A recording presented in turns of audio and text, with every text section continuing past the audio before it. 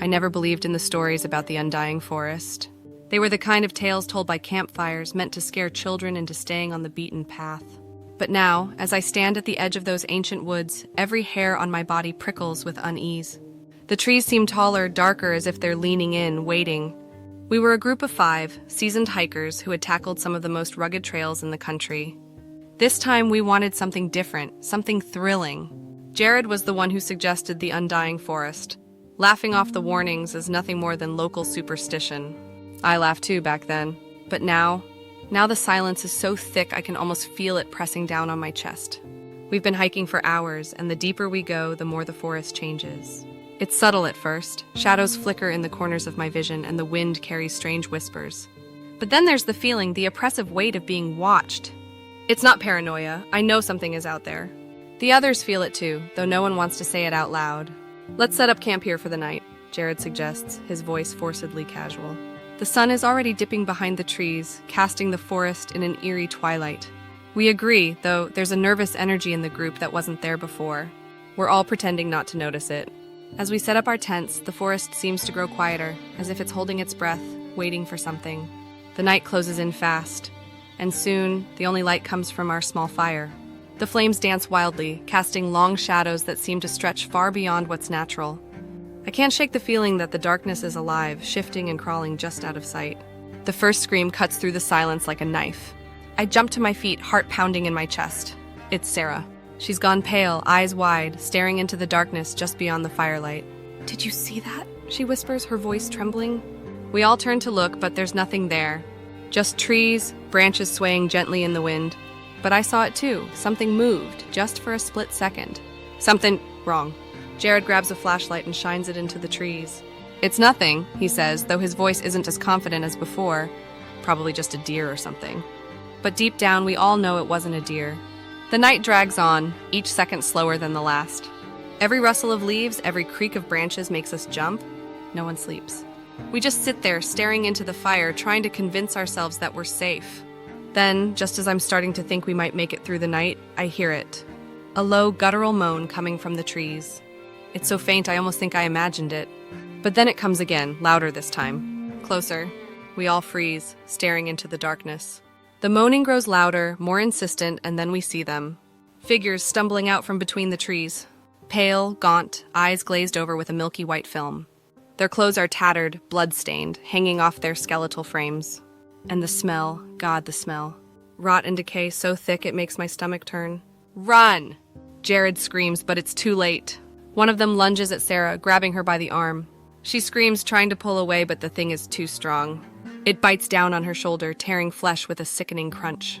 Blood sprays across the ground, and her scream turns into a gurgling cry as she collapses to the ground. We're all running now, sprinting through the trees, the sounds of moaning and shuffling feet right behind us. My lungs are burning, my legs screaming in protest, but I don't dare stop.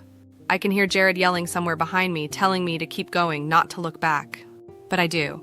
I look back, and I wish I hadn't. Jared is there, but he's not running anymore. He's on the ground, one of those things on top of him, tearing into his flesh with feral hunger. His screams echo through the trees, a haunting sound that will stay with me forever. I turn away, forcing myself to keep running.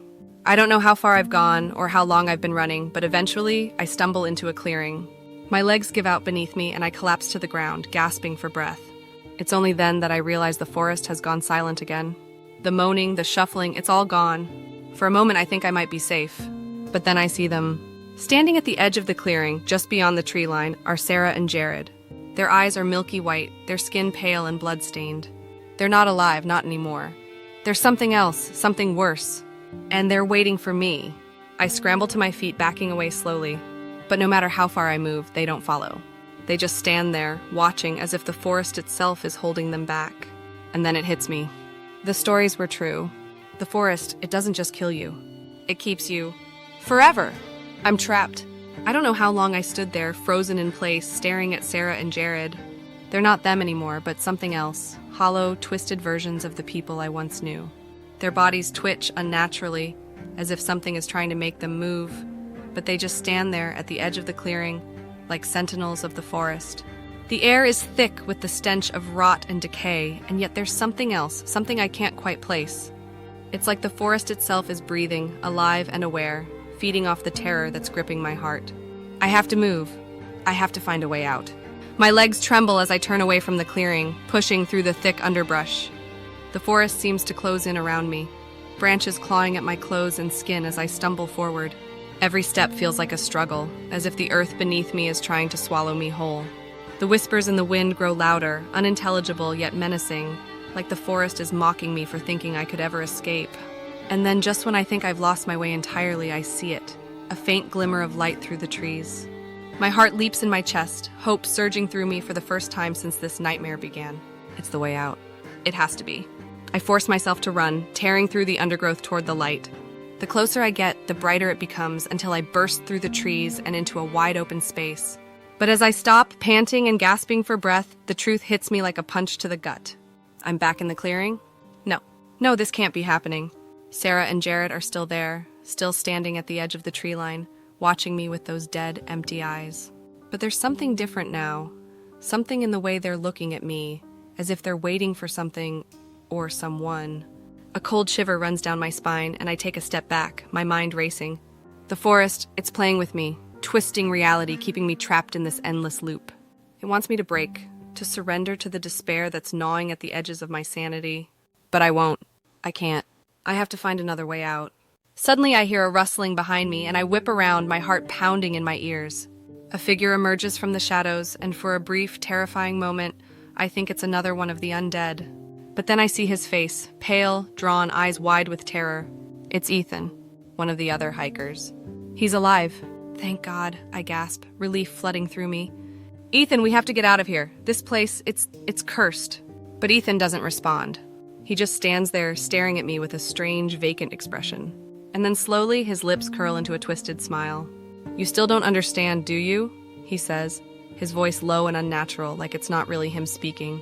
The forest doesn't want us to leave. It never did. My stomach turns as I take a step back, the realization hitting me like a sledgehammer.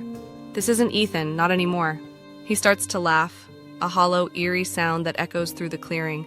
We're all part of it now, he says, taking a step toward me. The forest needs us, and soon it'll need you too. I stumble backward, my mind reeling. How is this possible? How can the forest control us?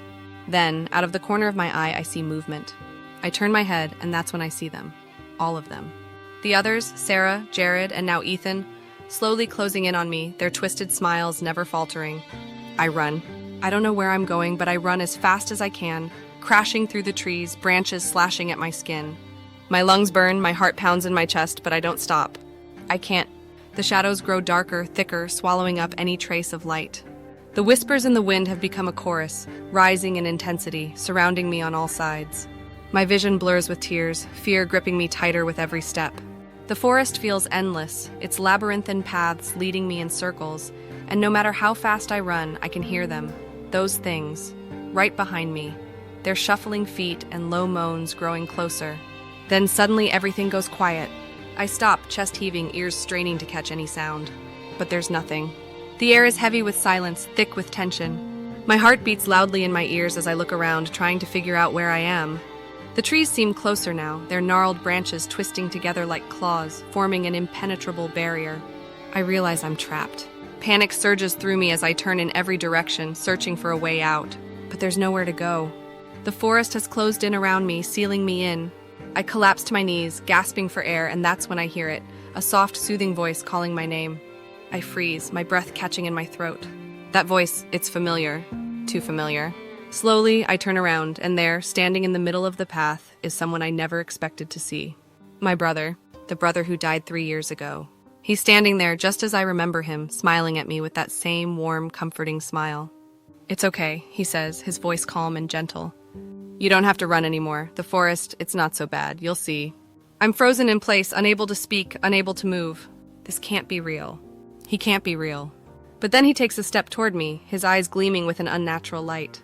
Come with me, he whispers. It's time. And that's when I see it. The truth, the horrible, gut-wrenching truth. His eyes, they're the same as the others. Milky white, dead. He's not my brother. He never was. The forest has him now, and it wants me too. I scream, but the sound is swallowed by the trees. I try to run, but my legs refuse to move. And then slowly the zombies close in around me, pulling me into the darkness. As the zombies drag me into the forest, I realize the horrifying truth. The forest doesn't just keep you, it becomes you. And now I'm part of it too, forever.